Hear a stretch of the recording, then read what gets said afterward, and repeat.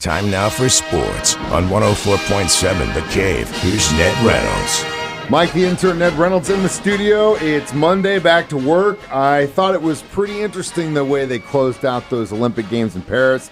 Tom Cruise snatching the torch and driving off to L.A.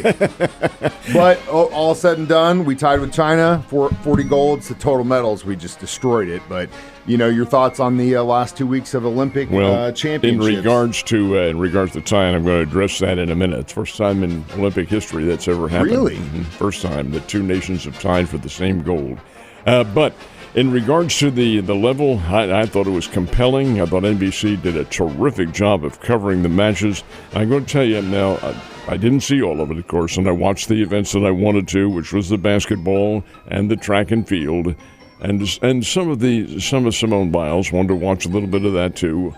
But what really impressed me was the 27-year-old kid who did the play-by-play on the basketball. Name is Noah Eagle. Now, there's nepotism involved here, if you can say that in broadcasting. His dad is a really fine broadcaster, Ian Eagle, and he does a lot of the NFL telecast. Well, they got his son in there. He auditioned and won at 27 years old. This guy is really, really good. He hit all the play-by-play.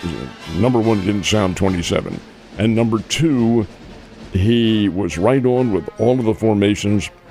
Not just the USA, but with all the teams, men and the women.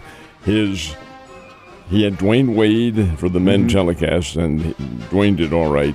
I didn't think the female individual was all that strong in doing her color commentary. It was good, but it wasn't quite as powerful as Dwayne Wade's was. But both telecasts, all the telecasts, were really outstanding. Everybody, I thought, did a terrific job. Mike Tirico is a really good host on all these. I was impressed by what I saw. Yeah, I thought NBC did a great job too, and also I thought Team USA did a great job, both men and women's basketball getting gold. So they had a part of that too, Ned. But you know, we all talked about it for weeks and weeks and weeks.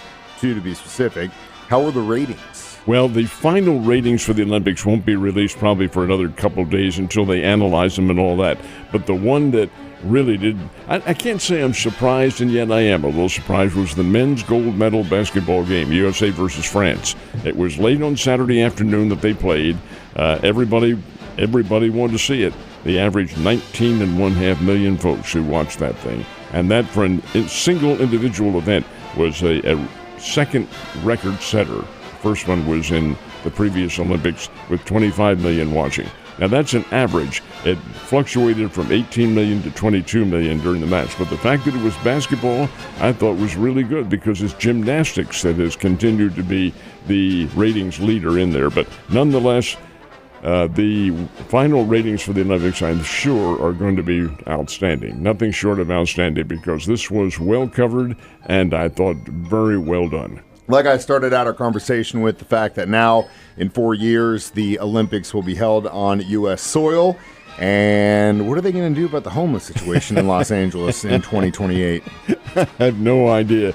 Just to be a minor correction, the next Olympics is 2026. Well, I mean summer, yes. Summer's in 28 in Los Angeles. 26 is in Italy, but it's in two cities.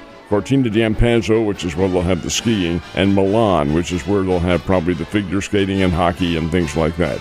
But the fact is, yeah, they go back again. The Winter Olympics is every other year is how they have this staggered. But in 2028, Los Angeles is going to have to come up with a pretty doggone good show to beat what Paris put on. I was impressed. I was too, and I have a feeling that most of the guys who work for Dave Tobe on the special team squad are still probably running laps after Saturday's performance in Jacksonville. Your thoughts on that game, sir? Can't blame them. I absolutely can't blame them. It is so different from what it has been on the kickoffs. Poor McCole Hardman. He should have known better than this because you can't reach into the field of play even if your feet are in the end zone. They got a safety out of that.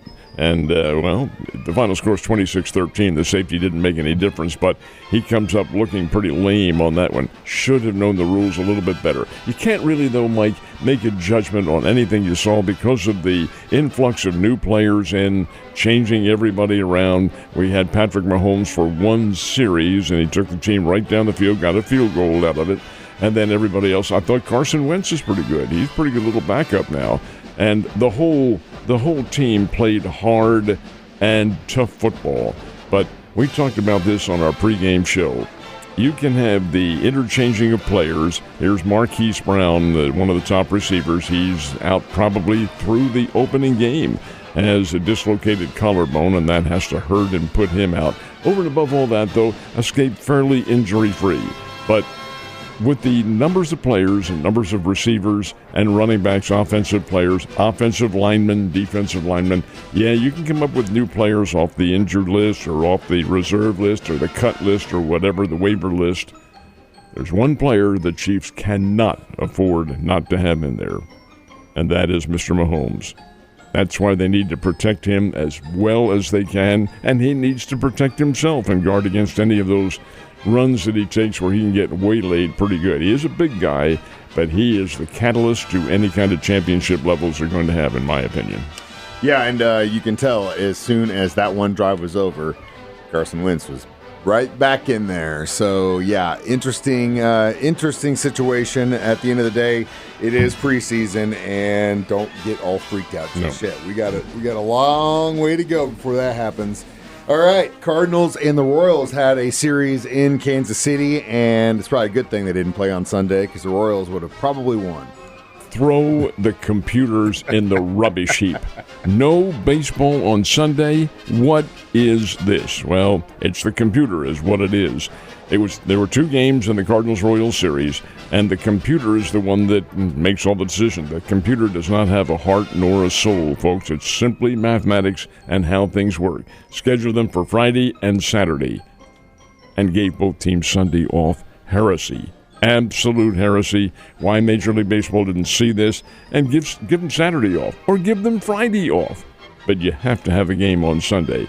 Kansas City 1-1, St. Louis 1-1 of the two games. St. Louis has a tough chance, let me put it that way, of making the playoffs. Kansas City has a very good chance of making it. The Royals are going to go to Minnesota to play the Twins. The Cardinals are on the road to play the Cincinnati Reds. Springfield Cardinals did play last night, and here is a real anomaly. The San Antonio Missions win the game 5-4. 5 runs on 5 hits. Springfield out-hit them 12-5 and lose the game. Yeah, that's not good at all. Royals have a really good series this week with the Twins, who they are tied with in their division, so that's a very important one for them. But maybe the computers for baseball looked at NASCAR and said, hey, there's a race going on in Richmond that day. Maybe we shouldn't have any games so we can watch the race. Well, this is the first race since the Olympics concluded. NASCAR took a couple of weeks off, as did the PGA Tour, took a couple of weeks off. And NASCAR resumed last night with the Cookout 400, and it ended in controversy with Austin Dillon getting the win, but he wrecked a couple of cars on the way there, and some of the other drivers are not very happy with Austin Dillon. Anyway, that was a controversial ending, and the golf tournament, the Wyndham Classic, will conclude today, not with a full round, but with the completion of yesterday's round. Back to naps on Sunday, Ned. Have a great Monday, and I will see you on Tuesday.